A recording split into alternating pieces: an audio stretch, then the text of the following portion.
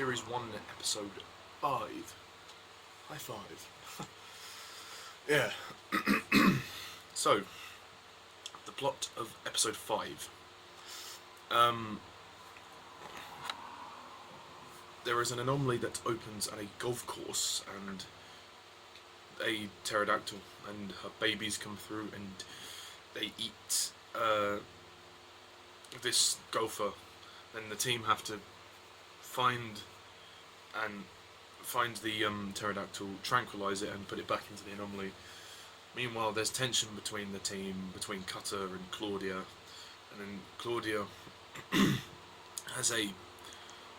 suffers from some concussion, and her vision becomes impaired, and Nick is trying to help her survive an attack in a hotel, and Connor loses Rex. Rex escapes from Abby's flat, and he has to chase him, get him back.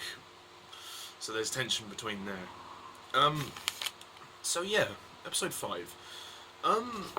This is a good one too. I like episode 5. I think it's good. I don't think this is anything amazing though. I think it's a solid episode. I think that what really makes this one kind of sell is the character moments. I really like the moments between Connor and Abby. I think they're really good. How he's kind of been goofing around, not really sorting himself out, and he's just kind of been bunking at hers just because, well, he likes her, so he's trying to get in, get in there, as they say. I like the moments between Cutter and Claudia as well. Claudia's really good in this. That's one of the positives of this episode, is that Claudia gets more to do. So that's always nice. I think Lucy Brown does a good job of showing that sort of frustration that is occurring.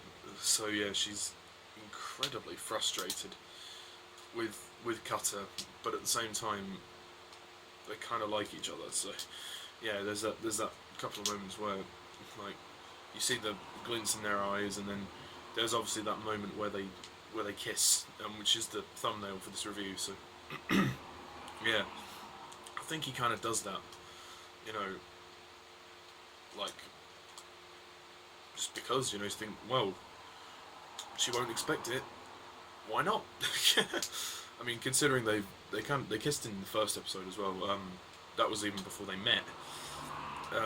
She's like, oh, don't panic, I just told that guy you were my boyfriend. So, which is funny now because he's grown to really like her.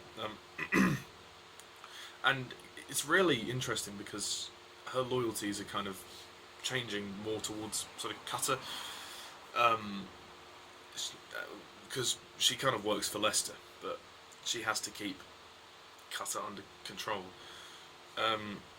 She's like Lester in the field, but her loyalties are changing, so she's kind of warming more to Nick and the team and what they do, rather than what Lester does, which is interesting, which is really cool. The story's good. I mean, it's nothing amazing, but it's good fun and it romps along. I don't think the story is as well developed as it is in the previous one, but it is good, and I do like the the moments with the characters here.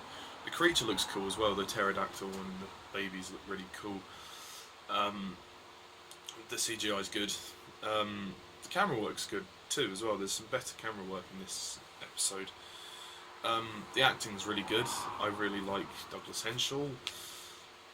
Andrew Lee Potts is good as Connor, as always.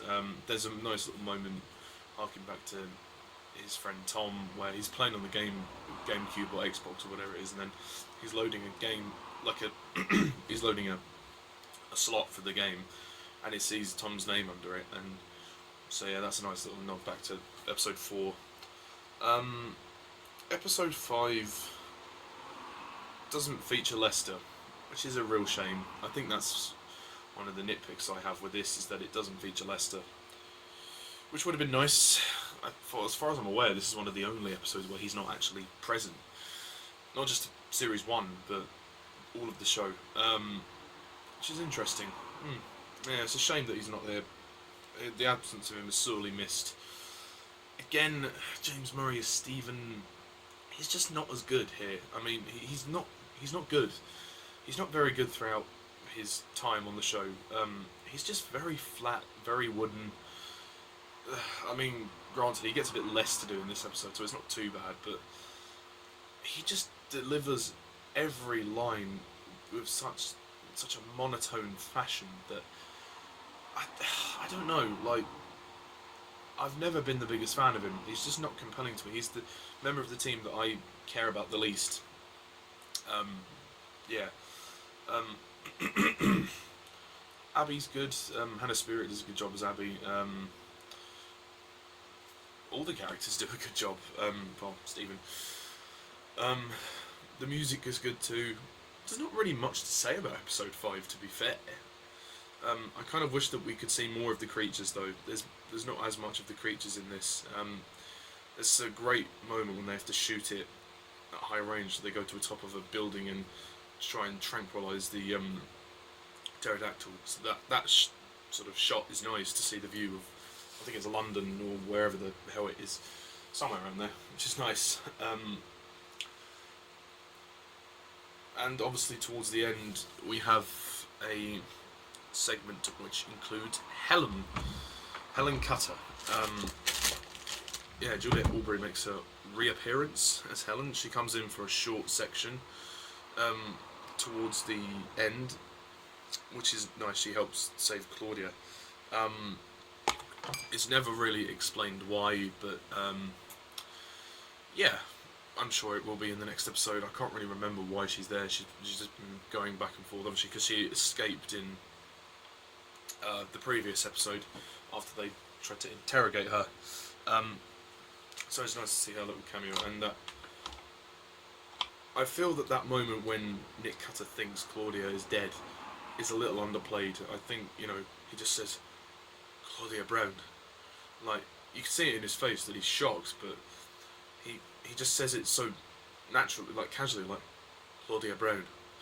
he should have said it like, he should have given a bit more kind of, the shock should have kind of, the emphasis on the shock should have ran through his delivery of the line. When he says, Claudia Brown. Not like as cheesy, but like Claudia Brown. We really needed to feel that impact, that sort of emotional impact, and it doesn't hit. I mean, you see her at a moment afterwards anyway. I mean, we as the audience already know that she's alive because we've just seen Helen help her escape. But yeah. There's nothing really that majorly stands out in this episode. The visuals are nice, characters are great. I mean, the character moments are great, and I really enjoyed it. I think it's paced very well. I mean, it's nothing amazing, but it romps along. It's a good fun romp, but it's not the best of the series. I mean, the moment at the very end of the episode when they send the creature back, I loved it because that's such a nice moment of camaraderie between the team. That is the moment when you actually feel they are a team. They've grappled together and they've put this creature back, and I always found it to be a hugely poignant moment for me, and one of the great moments of series 1. Even Claudia says, "Oh, it's beautiful," because you see the pterodactyl flying back through the anomaly, and they play some nice music over it, and it's lovely to see that camaraderie. But overall, it's a good episode. I like it.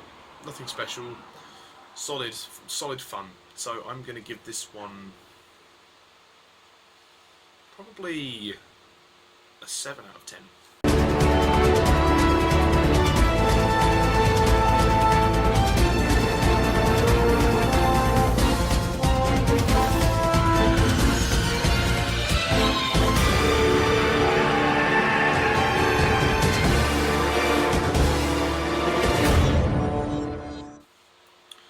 It's by no means great, by no means terrible. It's good. So yeah, that's it. We are now on to the 6th and final episode of Primeval Series 1. Primeval Series 1 Episode 6 is my next review. I shall be doing that. Please check out my review of Inside Out if you haven't seen that already. And then once I have reviewed Episode 6 of Primeval, I shall be doing an episode ranking of Series 1. Yeah, and then on to Series 2, and so on and so forth. But yeah, that's all I have to say about Series 1, Episode 5 of Primeval. Do you agree? Do you disagree? Put your comments down below, let me know. And, as always, I'm Mr. Douglas 11. See ya.